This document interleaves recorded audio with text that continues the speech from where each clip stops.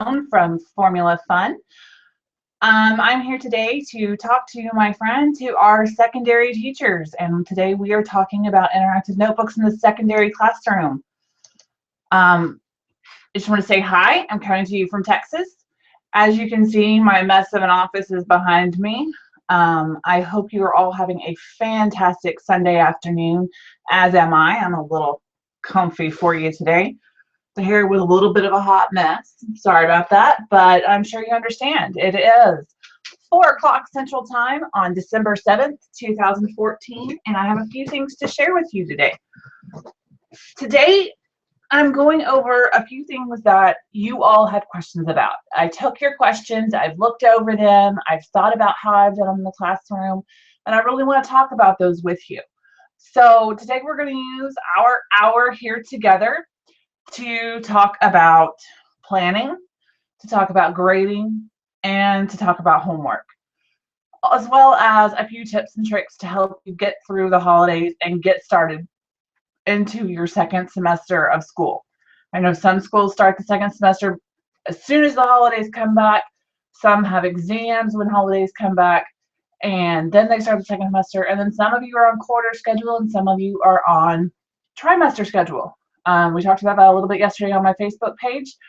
And wow, it's just amazing to see all the differences all over the United States, and even Canada and all the other places. So I'm happy to have you here today. And if you are watching the recording, thank you, thank you, thank you. I'm so excited that you're here watching the recording as well. Questions and answers are on, so please make sure that you add your question in and I will answer them as I go. Hi, Jessica. I see Jessica says, hi, Jennifer. I'm hoping to make the jump from several years in elementary to middle school math. I have taught secondary before, just not math.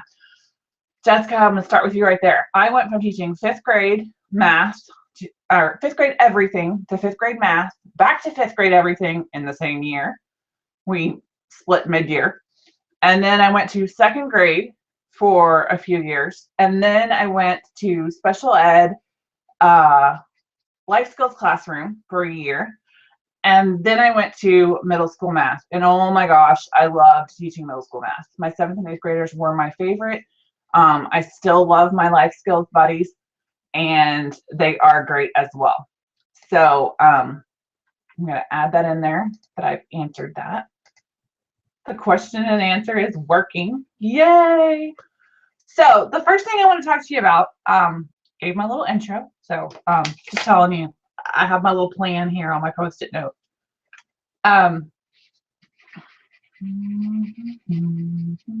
Ooh, good question. We're going to talk about that. First thing, planning. Planning. I can't stress enough how important this is when you're using interactive notebooks.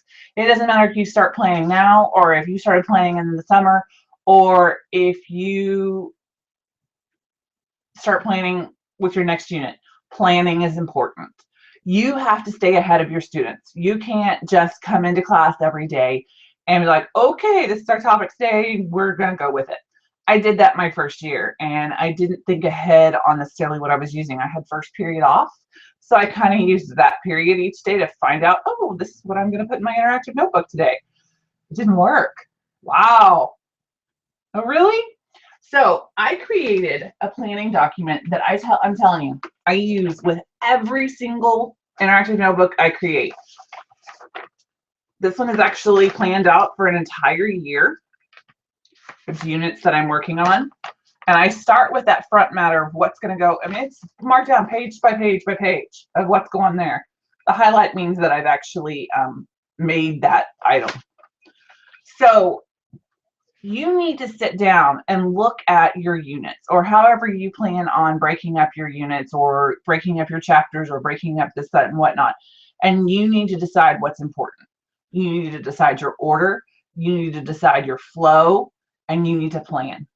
I suggest for all teachers to stay a unit ahead of their students. It doesn't matter if you use a textbook or if you don't use a textbook. So I'm going to kind of pull in your question at this time right now, Jessica.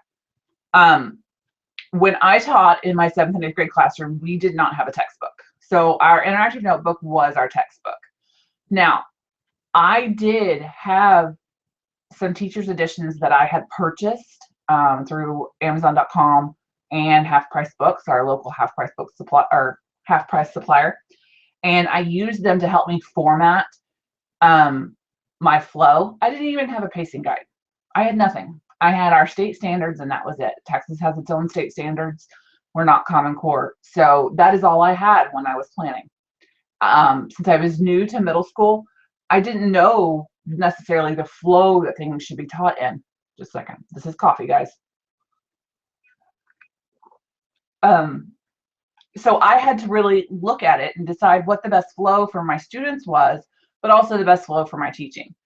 Sorry, I'm checking on Jonna over here. Jonna is my cousin and she's here making samples for me actually. Yay, go Jonna. But I have had teachers contact me saying they do have a textbook and they use my resources in conjunction with their textbook. So they use that textbook flow, or they sometimes will even use their textbook to assign practice or this, that, or whatnot. So they might buy my flippable template pack as well to help create additional resources that go with some of the things in their textbook, or to create some practice resources. And I will show you some examples of how you can tie those in when I'm showing you some examples here in a bit. So thank you for your question, Jessica. But planning is so crucial. I go through, and each of my units, I start with the title page for the unit. Then I have 2 pages for vocabulary. And I always put the vocabulary with the unit. That's what works for me. There are other teachers that put it all at the end of the book. You really, really, really have to be organized and know what vocabulary you're going to use, because for me to put it at the end of the book, it's got to be like a glossary and it needs to be in alphabetical order. So you need to know your entire vocabulary for your whole year if you're going to do that. Or have a page for A, have a page for B, and that's a lot. So you have to be structured for that. Also, I'm going to talk to you when we get to the homework section. I'm going to talk to you about using multi-subject notebooks, which I know a lot of secondary teachers use. So, but planning, this is a free document in my Teachers Pay Teachers store, which you can get at shopformulafund.com, and use it. This and a calendar. I pulled up my school calendar so I could have all the holidays marked off and this, that, and whatnot. I sat down with this. I sat down with the school calendar, and I kind of like planned out a few months at a time. When I sat down at the beginning of the school year in like June or July, I sat down and I planned out August, September, October. I got myself to fall break. And then during that time, that August, September, October, which is crazy when we're going back to school. During that time, I would slowly, okay, I'm going to plan here and here and here, and I would get myself to Christmas. I planned in chunks, so I wasn't constantly doing some of that big unit, scope and sequence planning. I was doing it in chunks. So moving on, I'm going to talk a little bit about grading now. I'm going to tell you, out of the questions that I got students saying, or one of the teachers said to me, I collect interactive notebooks once a week and I do all the grading in the one night. Crazy! Been there, done that, never will again. Is there another way to do it? I'm not saying she's crazy. I don't even have her name. I'm just saying it is too much in a secondary classroom to grade all of your students in one night. But if you're pulling them all up, you have to grade them all at once because you want your students to have it the next day. So I created an interactive notebook grading rubric. And this is what I used for formal grading once a grading period. So we were on a 6 weeks grading period. So once every 6 weeks, I gave them this formal grading rubric that stayed in their notebook, going over appearance and organization, quality and completeness, and then extra credit. And then I even broke down, how many points did you earn before extra credit, multiply by 5, add your extra credit, and that's your grade. Okay, so the first grading period, I would take up their notebooks during a test because I did not allow them to use their notebooks on a test. They did use them on quizzes, but not tests. During that test, I would grade their notebooks. And I would be firm. So they would see that my expectations were being met. The grading periods after that, we did partner grading. So we have Johnny, Tommy, and Susie all at a table. Johnny would give his to Tommy, Tommy would give his to Susie, and Susie would give hers to Johnny. Okay, so we're passing them around. They would each grade that person's.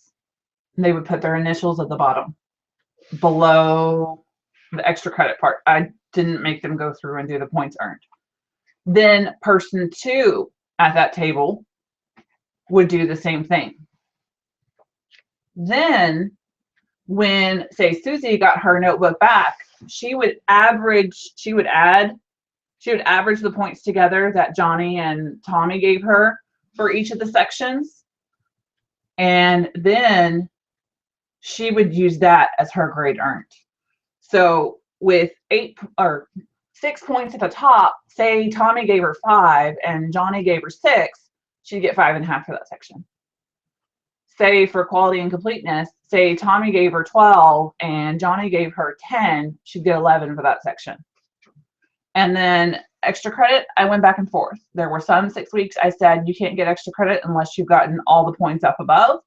Some 6 weeks I was nice and I let them earn it no matter what. That way I wasn't spending time grading every single notebook. Now, I still did grade some notebooks during that time. I told my students, if you do not agree with the grade that you received from your partners, you may bring it to me after school, during tutoring, this, that, or whatnot, and I will regrade your notebook. I will say I went down from grading 150 notebooks to grading maybe 10. Maybe. And we did this in like 10 minutes during class. So instead of me spending an entire class period grading 25, 30 notebooks while they were taking a test, we spent 10 minutes. We got this done. Bam. That was it. And they knew that it was important to be favorable to their students and to really make sense, because then those students were actually grading their notebooks as well. And they always knew that a person could bring it to me and say, I don't agree with my grade. Can you regrade it? And then my grade stood. So this is one way of grading. Now, another way that I have graded before is every 2 to 3 week period. I would tell my students, I'm going to do quick checks during this 2 week to 3 week period. I'd print out a roster of my names where I had all the boxes next to it. Say on Monday, I would tell my kids, okay, turn to page 47.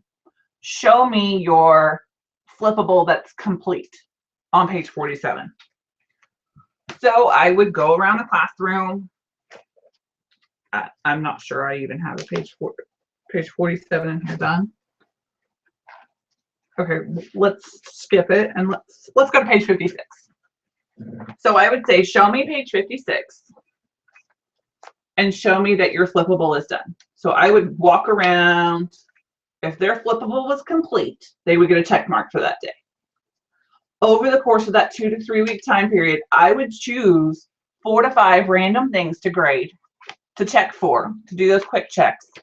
And that's what I would look for. Sometimes it would be their I can statement. Sometimes it would be their output. Sometimes it would be class information.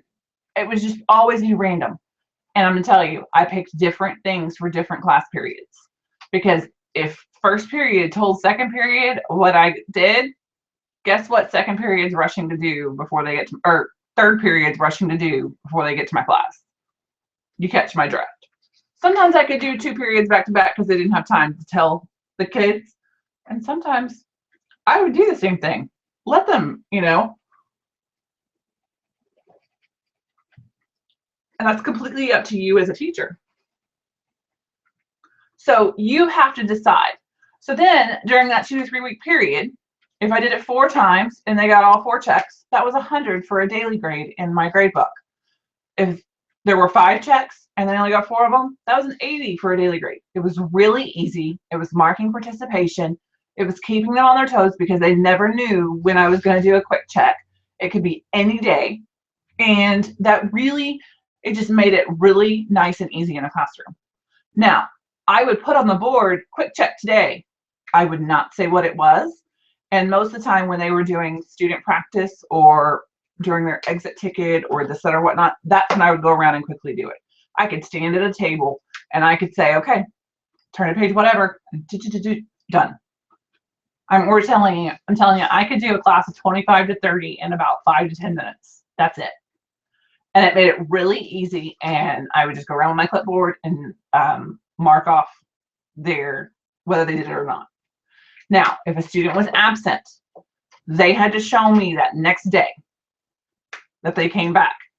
And I could pick from any of the things. It wasn't necessarily what I saw in their classroom, because I knew that, okay, so if this kid was in 4th period, he more than likely knew what I chose in 4th period and might know what I chose in some other periods. So I could choose from any of those and pick for an absent student what I wanted to see. Kept them on their toes, kept them completing their notebook. And honestly, I really think that in and of itself was what kept my students engaged in their notebooks, because they never knew what I was going to be looking for. But also they knew that having that information done was important. And they knew that they were going to be able to use it on their homework. They were going to use it on their quizzes. It was going to help them when they did workstations. They saw the benefit of that.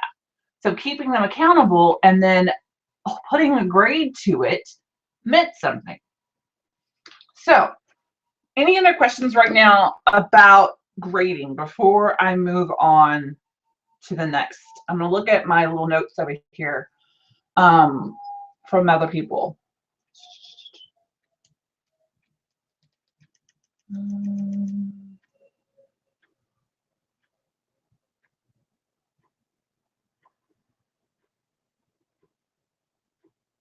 I've got Jonna looking at me over here. Okay, so moving on, let's talk about homework now. Homework is my biggest question I get from secondary teachers, not necessarily from elementary teachers, but secondary teachers. They're like, how, where do we put homework?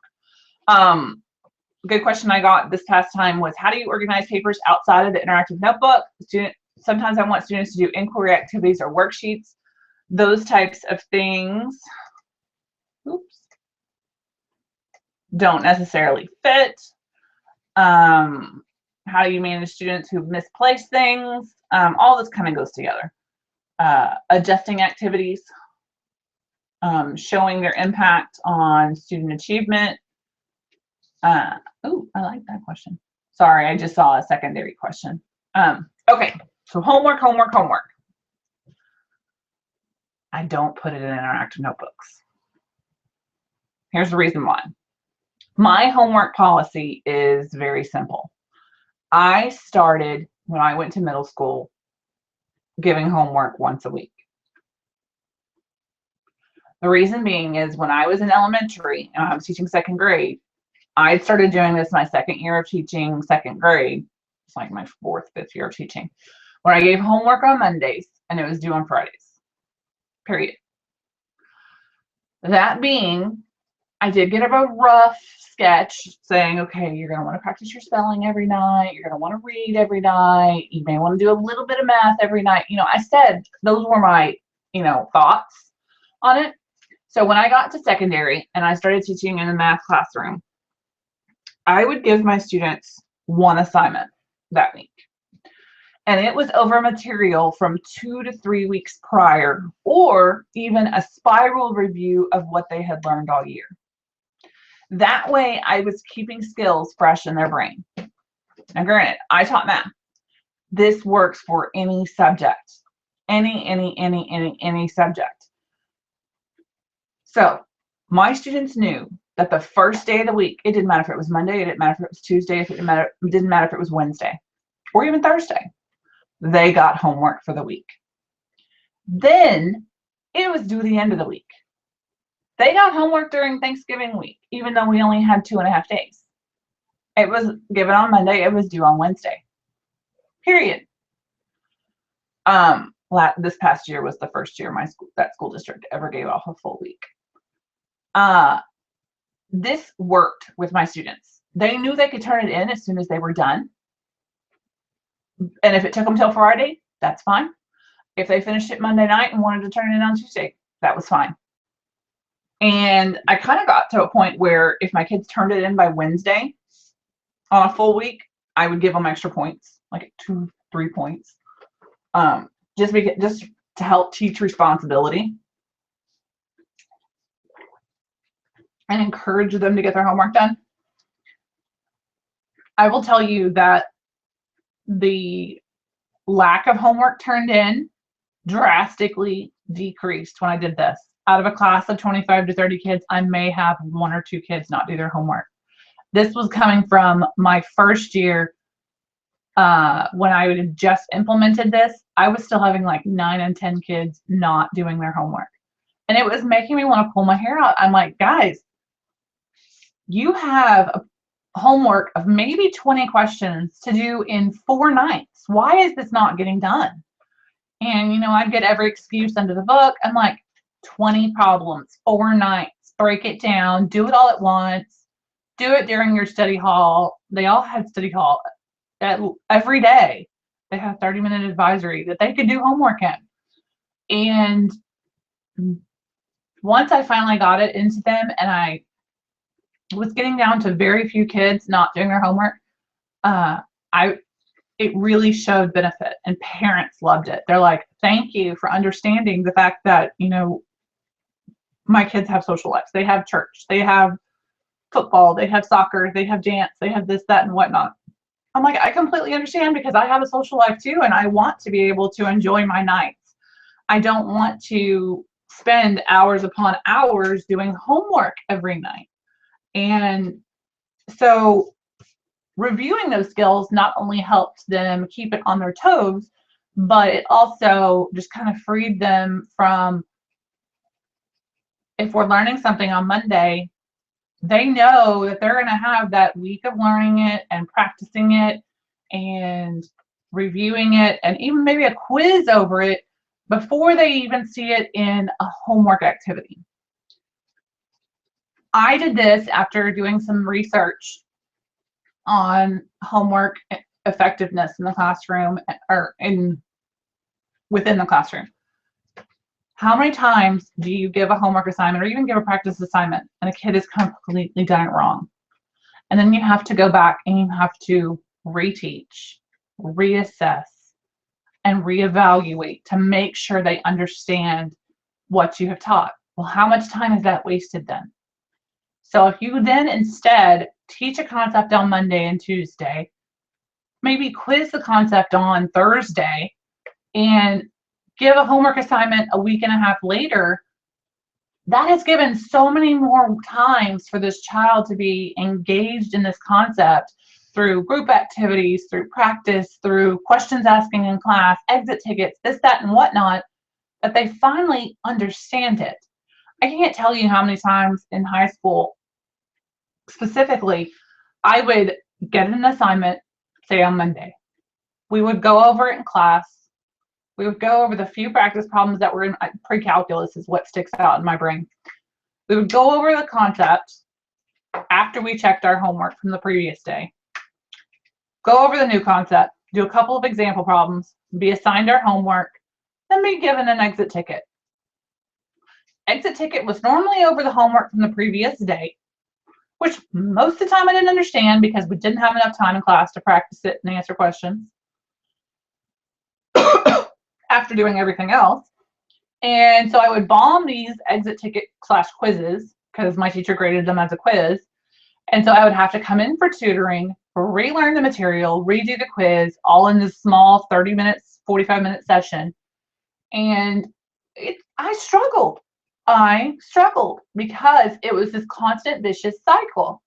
Now, if my teacher had given new concepts that built on each other throughout the week and maybe a quiz once or twice a week over those concepts and a day to apply materials to those concepts, through a group project or activities or task cards or even a game or now there's so much technology out there that you can use. Through any of that, by the time I saw it in a homework assignment, even a week later, things might have clicked.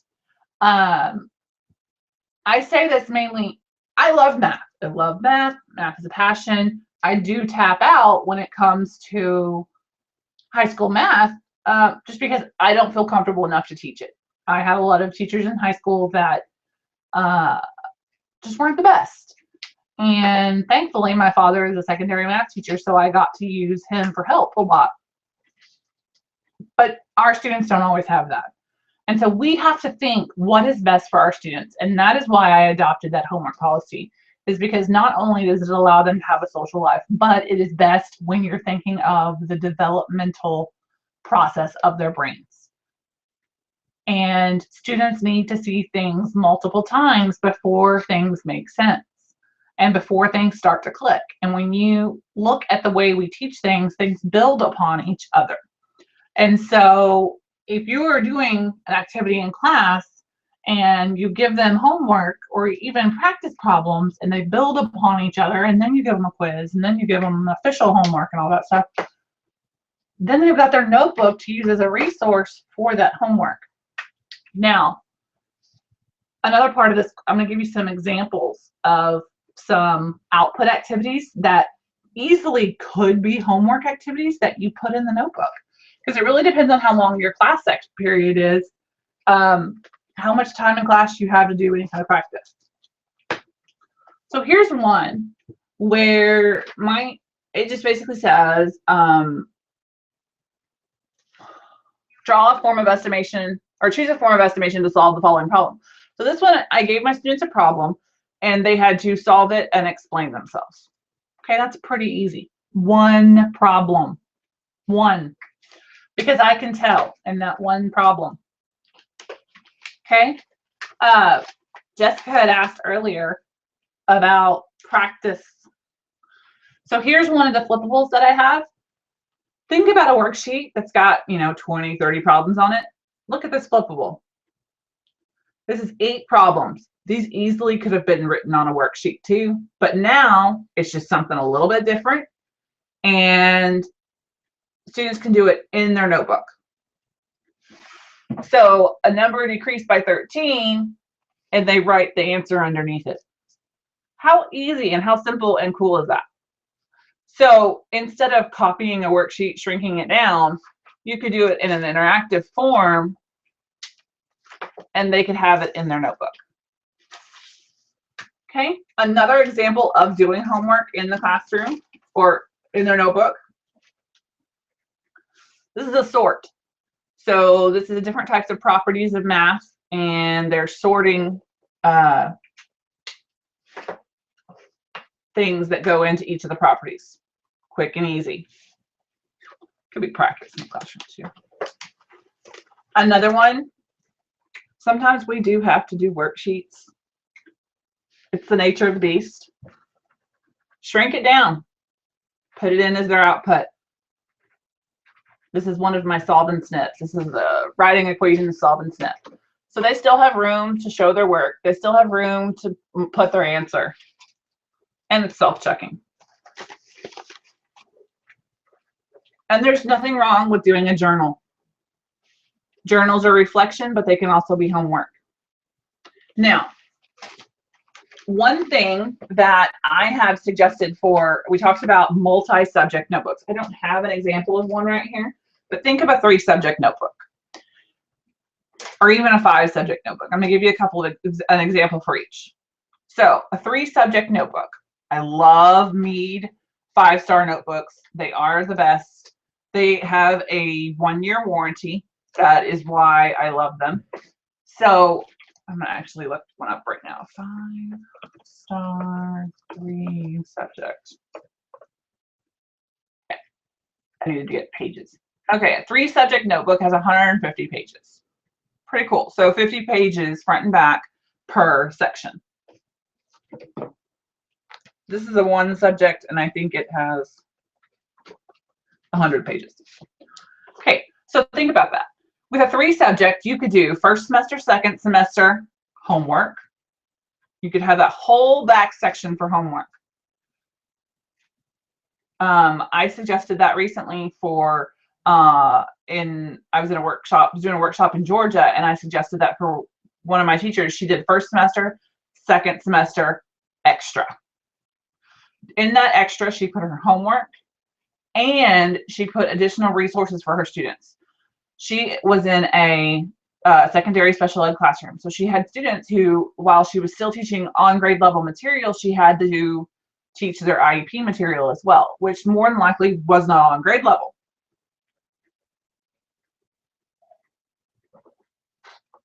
But they had a section in their 3-subject notebook to put it. Now, okay, 5-subject notebook. Let me see how many pages it has. A 5-subject notebook has 200 pages. So again, we're talking 40 pages per section.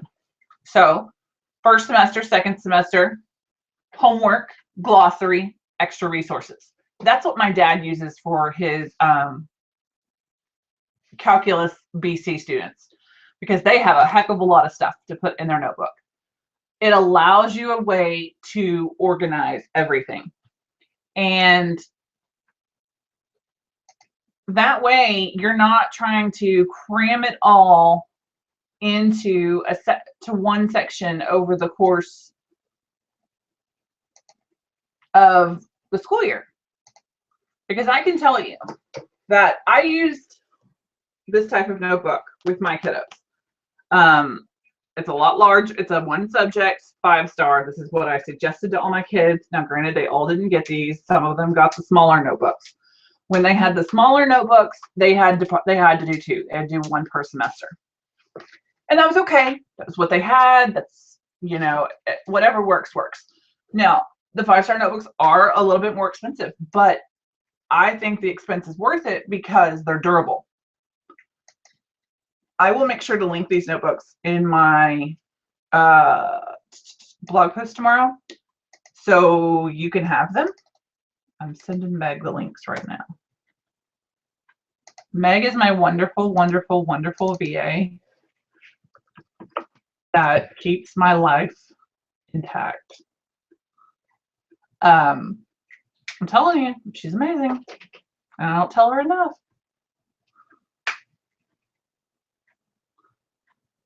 Wow, apparently the 3-subject notebooks are more expensive than the 5-subject notebooks. Go figure.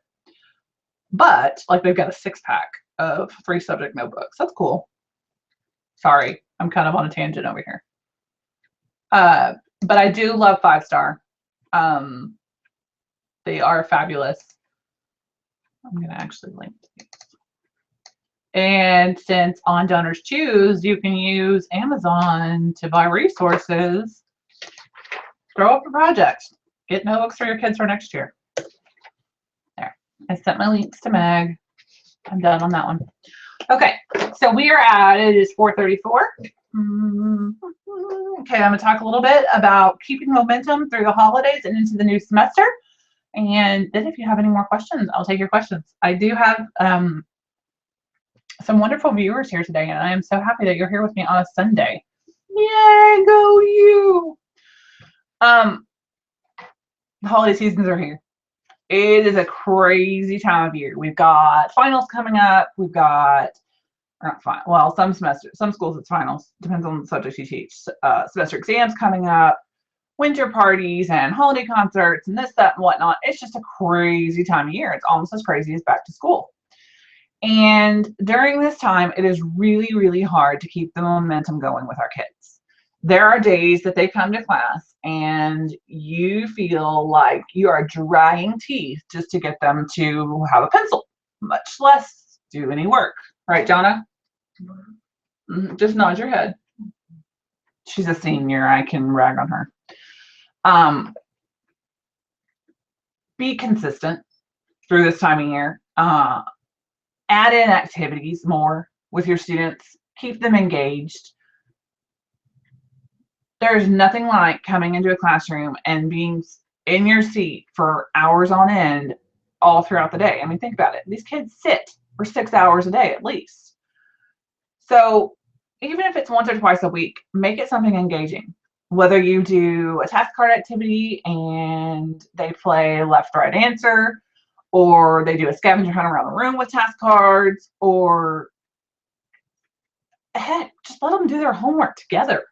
Something different. something engaging, something fun and on topic.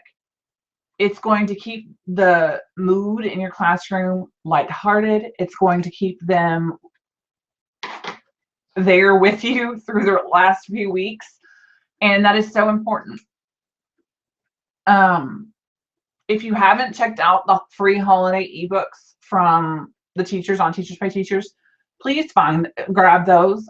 There is one for math and science, and there's one for language arts and humanities for 6th through 12th grade teachers, and that will, give you some fun freebies even to use during this time. I'm not saying only use freebies, because remember, freebies are freebies, and yeah, we are. But I've got some activities out there that are simple print and go activities. I've got my Solve and Snips for Christmas out there. I've got some task cards that I just threw together. I've put up some problem solving task cards recently that are cross curricular. Got one for the Navy and one for Marines isn't up yet. Air Force. I've got Army and Coast Guard ready to go up, and then the Marines. So just something fun and engaging and to keep your kids on their toes. Find things like that and that relate to what you're teaching. One, it gives you a little bit of a break from the teaching. You're still working on material. You're keeping your kids engaged. So that way, if administration walks in, they're still seeing that your students are working. You're able to facilitate, walk around the room. Heck, you're even able to pull kids during this time and do some reteaching if you needed to. So keep that momentum going. Go in with a smile each and every day. There are so many things going on in our kids' lives that we don't know what their holiday season is like. And we don't know if some of them are even going to have holidays. So, keep the spirit light in your classroom. Keep it alive. Keep them smiling. There are a lot of fun artistic type things to do this time of year, and there is nothing wrong with doing them in high school or middle school.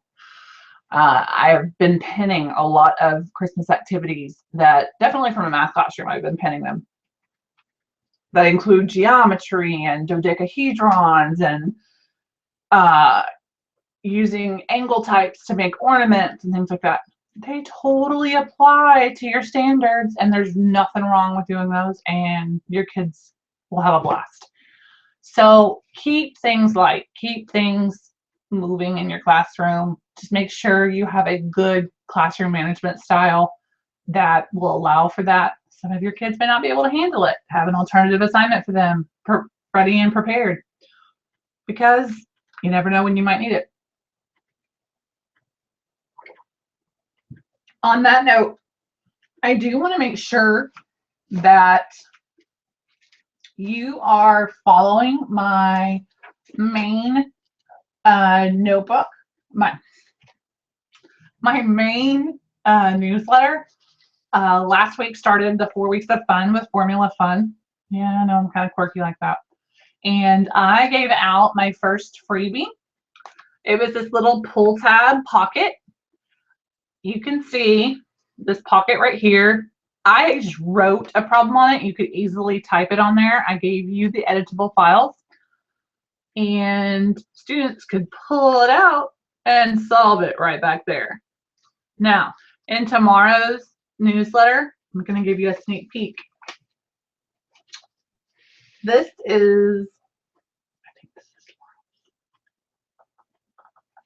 tomorrow. Meg, double check me. This one's tomorrow's, right? I'm waiting for her response.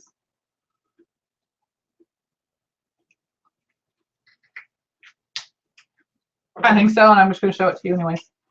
So this is what I call my full court flippable.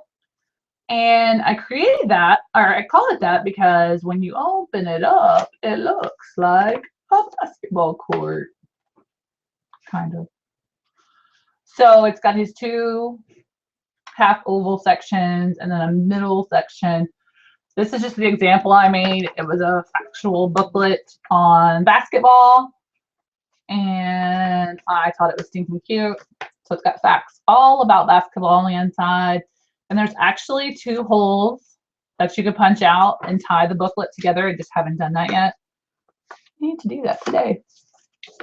So, but this would be cute for like creating a study guide at the end of your semester. You know, like say you're teaching Shakespeare. I don't know. Say you're teaching biology and you've covered cells. So they could do all about cells, and they could draw a plant cell and an animal cell, and they could write facts all about cells in the center. I mean, just all kinds of cool stuff. Easy Venn diagram too, already made, you know, different, same. Very, very easy. So lots of cool resources to use this. So this is this week's, that if you are a member of my Formula Fun newsletter, you're getting this for free tomorrow. You're getting the PDF, the JPEG, pictures of all of this so you can see exactly how I've used it, a link to the tutorial, all that jazz. You want a sneak peek to the next one? I created this little one, and I created it because I was like thinking about it. It was like right before exams. Some of my teachers would always say, get out an index card, and whatever you can fit on your index card, you can use as your study guide for your exam, and you can bring it to your exam. How many of you did that and you went home and you wrote things in like 8-point font on your computer, and you shrunk it down to where it fit on your 3.5 by 5 index card? Well, it's kind of small, but it opens and then it flips down, and then it opens again, and then it flips up,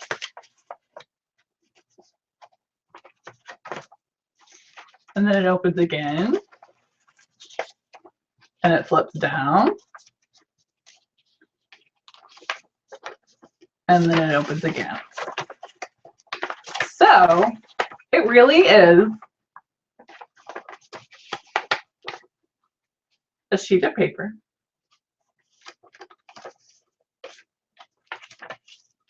Just like that. So make sure you subscribe, because that's the week after, or maybe the 4th week, I can't remember. And then that's all I'm showing you for the other one. So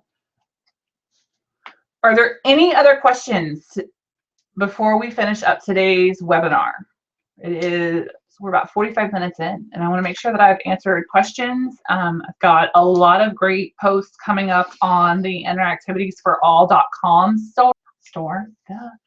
I'm starting to do a lot of my interactivities questions over there so that I can make sure they're all in one location for you. So anything that's about interactive materials in the classroom. Thank you, Angela.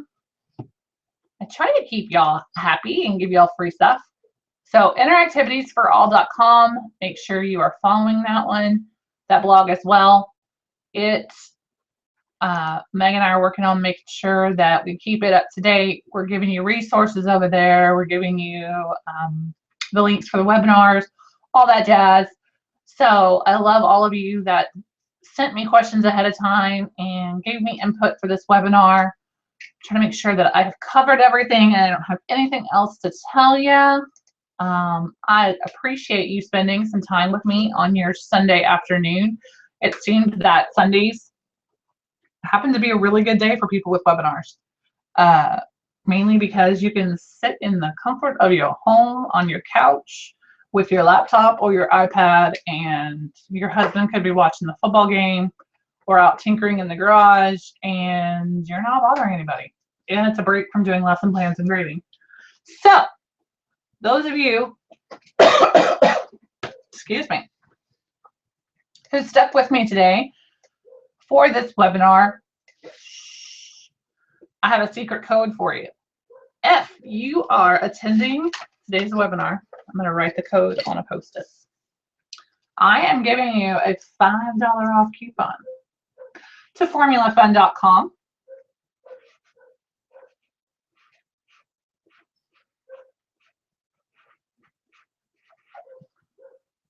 Mhm. And since my lovely Meg made this coupon, Meg, can you tell me when you put it valid through? When does it expire?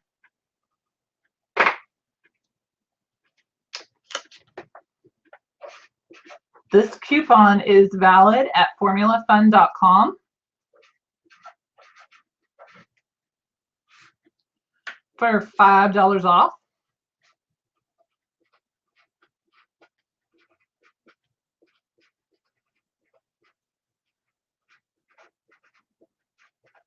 If you click on the top, it says shop.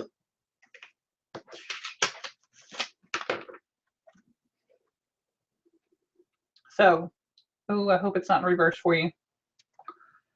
Second Web 12,007.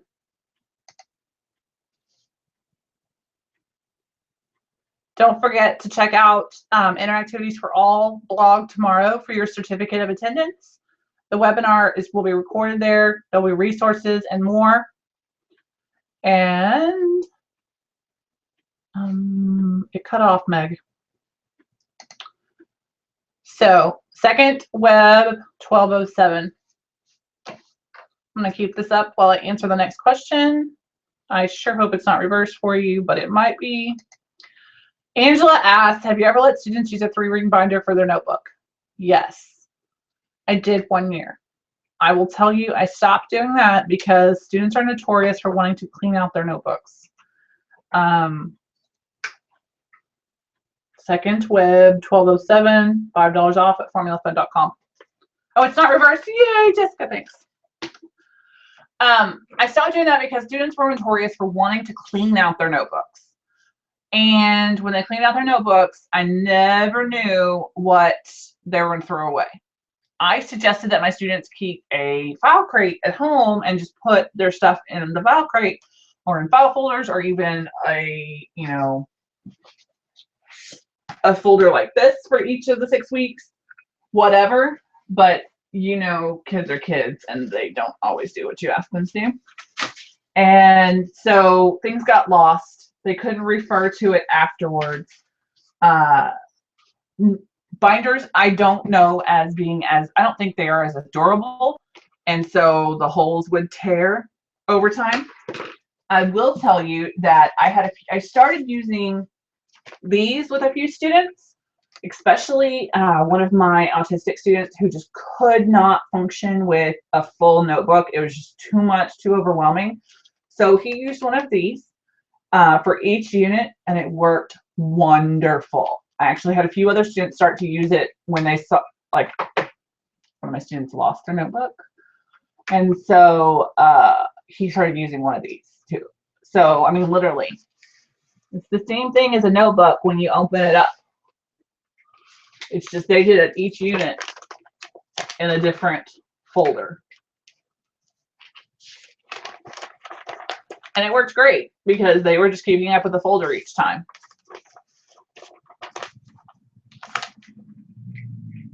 So if this works for some kids, heck, these are cheap at the beginning of the school year.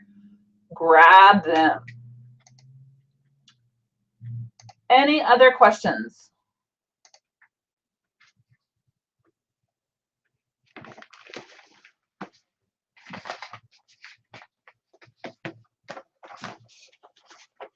Okay, well, I want to thank you for being here with me today.